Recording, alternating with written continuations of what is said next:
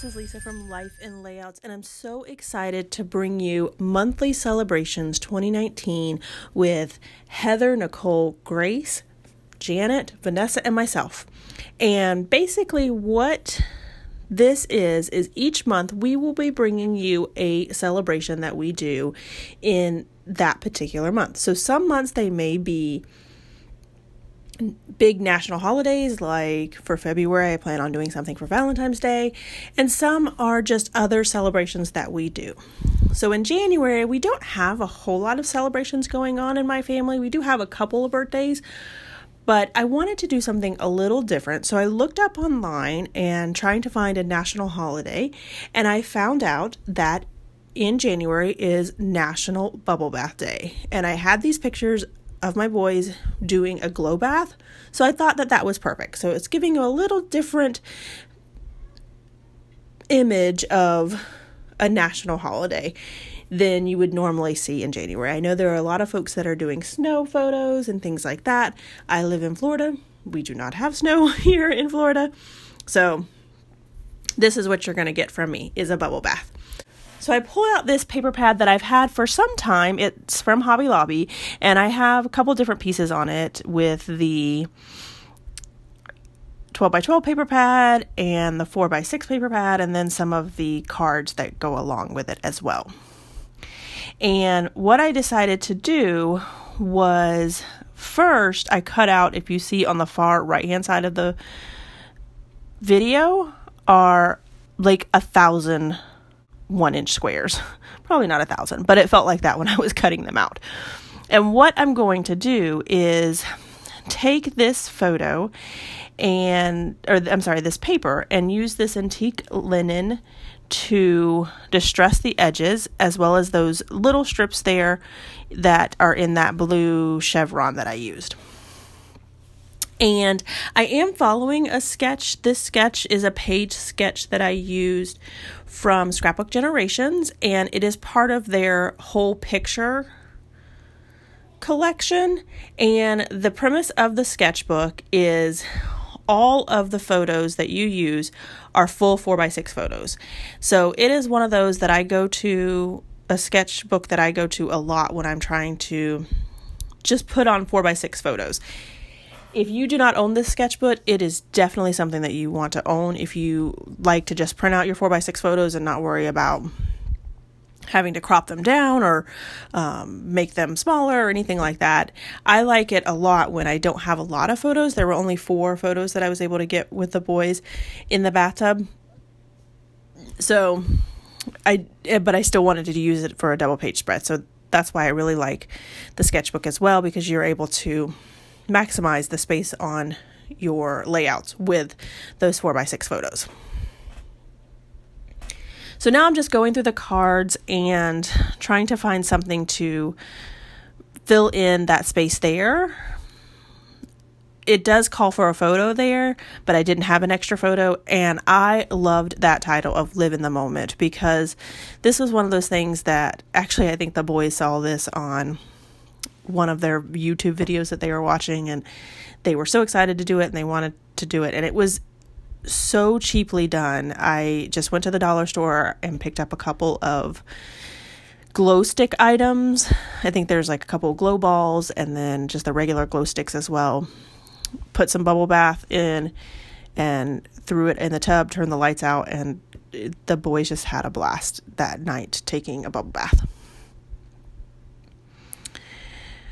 So now that I have those 2 photos down, I'm going to go ahead and add the 1-inch squares on the other side of the right side of the layout as well. And again, I bring out my little sewing machine that I've told you guys before, have a love-hate relationship with. I love the way that this brings that extra texture to my layouts, but I struggle every single time I use it. And I think that I was like wanting to make myself suffer, because I did 2 lines on each side. So it ended up being 8 lines of stitching that I had to do. So I fought with that machine for a little while. So if you're watching my videos recently, you'll know that I have been trying to use up some of my glitter paper. So I pulled out this sheet of yellow goldish color glitter cardstock, and the die that I used to cut these was actually like maybe 1 1/4 or 1 1/8. They were not quite a 1x1 square. They were just a little bit bigger. So I used that gold glitter cardstock to hide the imperfection of at the end there where the last square didn't line up to my paper. And now I'm just using my scraps to make a multi-paper layers behind my photo. And after I put all of these down, I end up backing them on black. I love the aspect of this different layers and adding them in and adding that texture of having tons of different layers, but I still want the consistency of a single layer as my very last layer, especially since I'm doing it to both photos. I want to have that consistency. So I will do it to this photo, and then I'm actually going to show you, because for the first photo I showed you the beginning of it and I cut out the end. Then on the second photo I cut out the beginning and showed you guys how I end up doing it. I do end up using a couple of those 2x2 squares, or the 1x1 squares, to fill in the corners, because I do like mine to end up being a full coverage, even if it is a bunch of different shapes. So these are the two photos, and I'm going to try to figure out where to place them. And I end up laying them both down just flat. I didn't use any dimension or pop dots on those. And I was actually talking to Kevin recently about the lighting in my room, and you'll notice it here very shortly.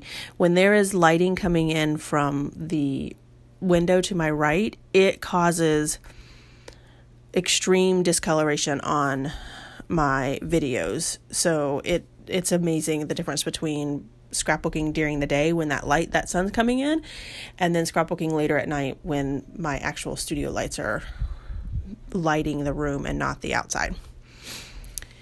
So I pulled out my embellishment book and a piece of wax paper and pulled out some embellishments that I thought may work with this layout. I love those buttons that I added down at the bottom left-hand side. Those are actually chipboard buttons.